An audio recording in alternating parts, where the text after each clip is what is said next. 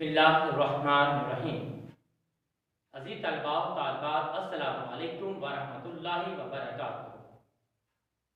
अज़ीज़ तलबा, हर ज़बान को सीखने के लिए कुछ न कुछ कवानीन और उसूल मौजूद होते हैं। उर्दू ज़बान को सीखने के भी उसूल और कवानीन मौजूद हैं, जिनको ग्रामर या कवायद कहा जाता है। उर्दू ग्रामर दो हिस्सों पर मुश्तमिल है।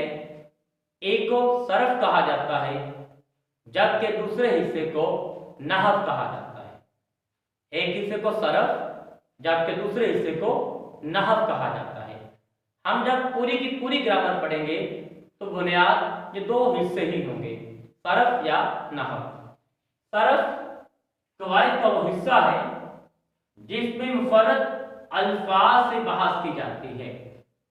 कवायद का वो हिस्सा जिस पर मुफर्रद यानी सिर्फ और सिर्फ अल्फाज पर बहस की जाती है, यानी ये लफ्ज़ वाहिद है या जमा, मुज़क्कर है या मुअन्नस, इस्म है, फ़ेल है या के हर्फ है।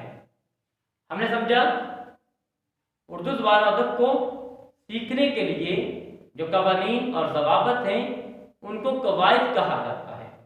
और उर्दू ग्रामर दो हिस्सों पर मुश्तमिल है। एक हिस्से को सरफ जबकि दूसरे हिस्से को नहव कहा जाता है। और अभी हमने पढ़ा हिस्सा सरफ। सरफ के अंदर सिर्फ और सिर्फ अल्फाज पर बहस की जाती है, जुमलों पर बात नहीं की जाती, इकरार पर बात नहीं की जाती, सिर्फ और सिर्फ अल्फाज पर बहस की जाती है। बहस कैसे की जाती है? आया कि यह लफ्ज़ वाहिद है, जमा है, मुज़क्कर है या मुअन्नस है, इस्म है, फ़ेल है या हर्फ है। उसके बाद हमारे पास जो हमारे ग्रामर का दूसरा हिस्सा है वो है नहव। कवायद या ग्रामर का वो हिस्सा जिसमें मुरक्कब जुमलों और अबारतों से बहस की जाती है, यानी कि सरफ का उलट। हिस्सा सरफ के बाद हमने पढ़ा कि हिस्सा सरफ के अंदर अल्फाज पर बहस की जाती है, जबकि हिस्सा नहव के अंदर जुमलों पर बात की जाती है और अबारतों पर बात की जाती है। उसके बाद बेटा हम आगाज करेंगे, जो हम पहले पढ़ेंगे हिस्सा, वो हिस्सा हमारा हिस्सा सरफ होगा। हम हिस्सा नहव को बाद में पढ़ेंगे, हम पहले हिस्सा सरफ को पढ़ेंगे और खूब अच्छी तरह समझने की कोशिश करेंगे। हिस्सा सरफ में जो पहली चीज है वो है लफ्ज। आमतौर पर जब हम उससे कोई भी बात बोलते हैं वो लफ्ज कहलाती है।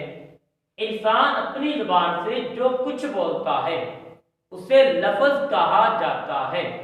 इंसान अपनी जुबान से जो कुछ बोलता है उसे लफ्ज कहा जाता है, जैसे कपड़ा, रोटी, खाना।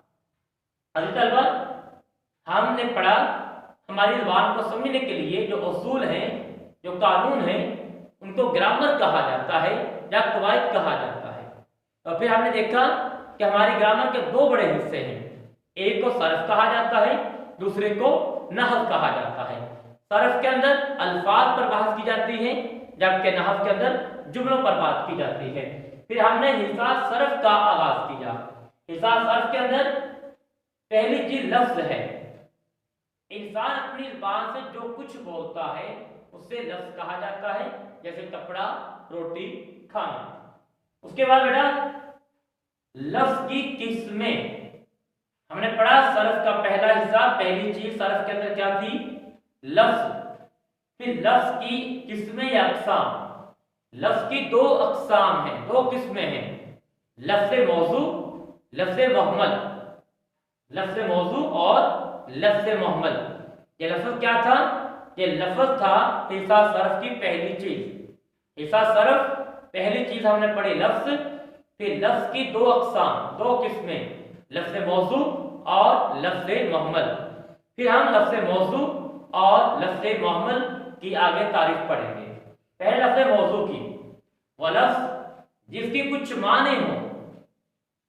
हमने पढ़ा लफ्ज़, अब लफ्ज़ की दो किस्में आ गई, लफ्ज़ मौजू, लफ्ज़ मुहम्मल। लफ्ज़ मौजू वो है वैसा लफ्ज़ जिसके कुछ माने हों, जैसे कबाब, रोटी, खाना। फिर हमने पढ़ा लफ्ज़ मौजू के बाद लफ्ज़ मुहम्मल। लफ्ज़ की दो किस्में थी, लफ्ज़ मौजू, लफ्ज़ मुहम्मल। पहले अच्छी तरह लफ्ज़ मौजू को समझ लीजिएगा।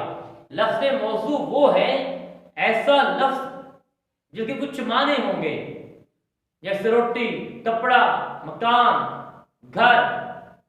वो अल्फाज हैं जिनके कुछ न कुछ माने मौजूद हैं। जबकि लफ्ज़ मौजू, लफ्ज़ मुहम्मल ऐसा लफ्ज़ होता है जिसके कुछ माने ना हो, जैसे मुकाब, रोटी, खाना वाना। ये खाना वाना, अब खाने के तो माने मौजूद है, वाना का कोई मानी नहीं। रोटी के माने मौजूद है, रोटी के कोई माने नहीं। अब क्या होगा, जो लफ्ज़ रोटी होगा, रोटी लफ्ज़ कौन सा कहलाएगा, लफ्ज़ मौजू कहलाएगा, क्योंकि उसके माने हैं। जबकि रोटी वोटी, और वोटी क्या है, उसके कोई माने नहीं, तो ये लफ्ज़ मौजू नहीं कहलाएगा, बाकी लफ्ज़ मुहम्मल कहलाएगा। अजीज तलबा, फिर दोबारा समझ लीजिएगा। हर ज़बान को समझने के लिए, सीखने के लिए कोई ना कोई कानून मौजूद होता है। उर्दू ज़बान को सीखने के लिए भी कवानीन मौजूद हैं। उन कवानीन को, उन उसूलों को ग्रामर या कवायद कहा जाता है। उर्दू ग्रामर या कवायद दो हिस्सों पर मुश्तमिल है। एक को सर्फ कहा जाता है और एक को नहव कहा जाता है। सर्फ के अंदर सिर्फ और सिर्फ अल्फाज पर बात की जाती है, जबकि जो हमारे पास नहव है उसके अंदर जुमलों पर, अबारतों पर बात की जाती है। उसके बाद हमने कहा, हमने शुरू किया हिस्सा सर्फ, हमने नहव को छोड़ दिया। पहले हमारी सारी बहस हिस्सा सर्फ पर होगी। सर्फ में पहली चीज हमने पढ़ी लफ्ज़। लफ्ज़ क्या होता है, जो कुछ भी हम मुंह से अदा करते हैं वो अल्फाज होते हैं, लफ्ज़ कहलाता है। लफ्ज़ कहलाते हैं जैसे कपड़ा, रोटी और खाना। फिर हमने लफ्ज़ की अक़साम पढ़ी, लफ्ज़ मौजू, लफ्ज़ मुहम्मल। लफ्ज़ मौजू वो लफ्ज़ था जिसके कोई ना कोई मायने होंगे, जैसे रोटी, कपड़ा, मकान, घर वगैरह। फिर हमने लफ्ज़ मौजू पढ़ा, ऐसा लफ्ज़ जिसके कोई माने ना हो, जैसे खाना, वाना। अब खाना लफ्ज़ मौजू होगा और वाना लफ्ज़ मुहम्मल होगा। अजीज तलबा, आपने करना क्या है, आपने एक लिस्ट तैयार करनी, फहरिस्त तैयार करनी है, जिसके अंदर आप लफ्ज़ मौजू भी लिखेंगे और लफ्ज़ मुहम्मल भी लिखेंगे।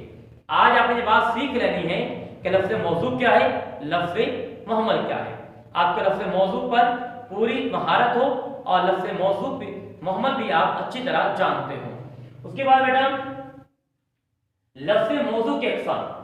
लफ्ज़ मुहम्मल हमारे ग्रामर में यही खत्म हो जाता है, इसको आगे लेकर नहीं चला जाता, इस पर मज़ीद बहस नहीं की जाती। लफ्ज़ मुहम्मल वहीं पर खत्म हो जाएगा। जबकि जो बामायनी लफ्ज़ था उसकी आगे अक़साम आएंगी। बामायनी लफ्ज़ कौन था हमारे पास, लफ्ज़ मौजू था। अब लफ्ज़ मौजू की मज़ीद आगे दो अक़साम हैं, एक को कलमा कहा जाता है, दूसरे को कलाम कहा जाता है। इंशाअल्लाह मज़ीद कल हम कलमा और कलाम की तारीफ पढ़ेंगे और अपने हिस्सा ग्रामर को सीखने की जो हमारी तवक्कुल को आगे बढ़ाएंगे। फिर बेटा समझ लीजिएगा, सिर्फ और सिर्फ अल्फाज पर बात की जाएगी, नहव जुमलों पर बात की जाएगी। नहव को भी हमने छोड़ दिया, हमने पहले सीखने का सोचा सर्फ को। पहले हम हिस्सा सर्फ पढ़ेंगे। सर्फ के अंदर हमने पढ़ा पहली चीज लफ्ज़, फिर हमने पढ़ा जो कुछ भी मुंह से अदा होगा लफ्ज़ कहलाएगा। फिर हमने लफ्ज़ की किस्में पढ़ी, दो किस्में हैं, मौजू, मुहम्मल। मौजू बामानी लफ्ज़, मुहम्मल जिसके मायने ना हो। फिर हमने सीखा कि आगे हमने लफ्ज़ मुहम्मल को नहीं पढ़ना, मुहम्मल यहीं पे खत्म हो जाएगा। जबकि लफ्ज़ जो मौजू था उसकी आगे दो अक़साम हैं, एक को कलमा कहा जाता है, दूसरे को कलाम कहा जाता है। इंशाअल्लाह अज़ीज़ कल हम कलमा और कलाम पढ़ेंगे।